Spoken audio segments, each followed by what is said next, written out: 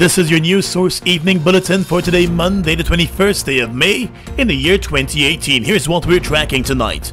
Criminal proceedings in the Magistrates Court against former Finance Minister Dr. Ashley Singh and former head of NISL Singh and Brassington have been halted, with a stay granted by the High Court today. Justice Franklin Holder granted the stay on the Magistrates Court process, but it will only remain in effect until the substantial fixed date application is heard and determined. The application, in which Brassington and Dr. Singh are claiming that the charges against them are not proper, will come up on May 25 before Chief Justice Acting Justice Roxanne George Wiltshire. The two former government officials who have been charged and granted bail on 3 counts of misconduct in public office are not due back in court until the 5th of June. The fixed date application is likely to be heard and determined even before that time. Solicitor General Kim Kite said Justice Holder granted the stay with the reasoning that he was protecting the judicial process. The judge's only consideration at this stage is that he doesn't want the Magistrates Court matter to be ongoing while the Chief Justice is still dealing with this matter. That is all. It doesn't say anything about the merits of their application or anything of that sort.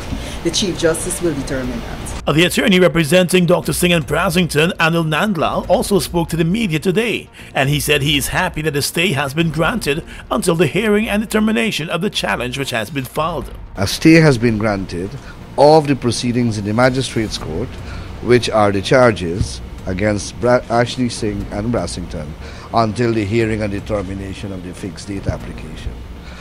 The reason offered by the judge was that the integrity of the legal process has to be protected.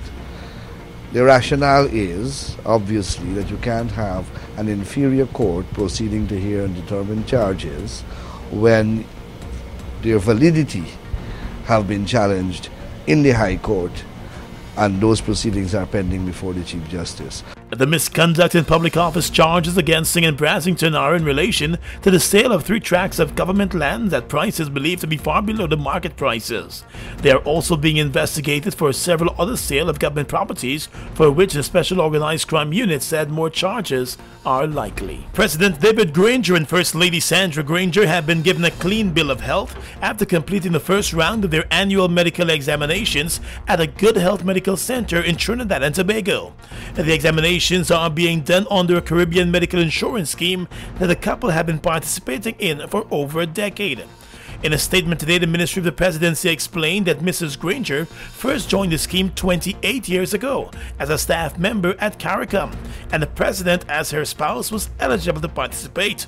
The first couple has been traveling to Trinidad and Tobago for annual medical examinations for over 12 years, long before the President's entrance into politics. They will both undergo 2 more days of physical examinations and medical tests as part of their annual medical checkup, the Ministry of the Presidency stated today. The Ministry of the Presidency's statement came 1 day after it announced that the couple had traveled to Trinidad and Tobago for the annual checkup, and many persons questioned online why they had not utilized local health services. The President and First Lady are expected back in Guyana this Thursday. In the world of politics, when the People's National Congress Reform meets in August for its biennial Congress, the parties are expected to see one of the most competitive races for chairmanship of the 60-year-old party. The PNC's current chairman, Basil Williams, who serves as the Attorney General in the current government, will be challenged for that post by Party Vice Chairman Walter Lawrence and the Executive Member Joe Harmon. Lawrence serves as the current Minister of Public Health, while Harmon is the Minister of State. Political watchers say it is significant that Williams is being challenged for the post after serving just 2 terms in the position. Earlier today, Harmon officially announced that he is running for the position. In a statement to the media, he said the People's National Congress is an extremely democratic party, and what that means is that biennially the party would host its Congress at which all positions of leadership are for voting, and that is from leader right up to the central executives of the party. He said that is a democracy which the party practices, and so every member of the party can aspire to be in the highest office in the party, and therefore he offers himself up as a candidate for the chairmanship of the party. Ms. Lawrence is expected to announce her decision to seek the chairmanship of the party later this week. News Source understands that all of the candidates have been quietly working behind the scenes to lock in delegates for support. Lawrence is expected to secure the support of at least 3 regions and the Georgetown district, along with the support of the party's youth arm and the women's arm. Harmon has been rallying support from the Region 3 area and Region 10 along with the overseas chapters. It is unclear which regions Williams will be looking at to secure enough votes to regain the party's chairmanship. This past weekend, the party's General Council met at the Sophia headquarters, and during that meeting, party leader President David Granger spoke of the challenges facing the party and the need for more efforts to be made to overcome those challenges. Now we turn our attention to the courts, where after being underrun from law enforcement for almost 2 weeks, the Linden man who stabbed the new lover of his ex-girlfriend to death has been arrested and charged for murder. 32-year-old Corwin Arthur, also known as Cross-Eye of Amelia's Ward, Linden, appeared at the Linden Magistrates Court this morning and was remanded to jail. He was not required to enter a plea to the indictable murder charge. The case will come up again on June 21.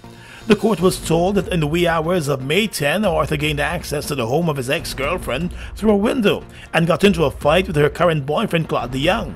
He repeatedly stabbed the man to the body and bolted from the scene as the woman raised an alarm. He was found hiding out in the Berbice area last Thursday and was immediately arrested and transferred to the city. The woman, Tanya Samuels, had broken up with Arthur since early 2017 as he faced a charge of engaging in sexual activity with a girl below the age of 16. He is currently facing a high court trial on that charge. The woman had also complained about being stalked and threatened by the man, especially after she met the man who would later become her new boyfriend.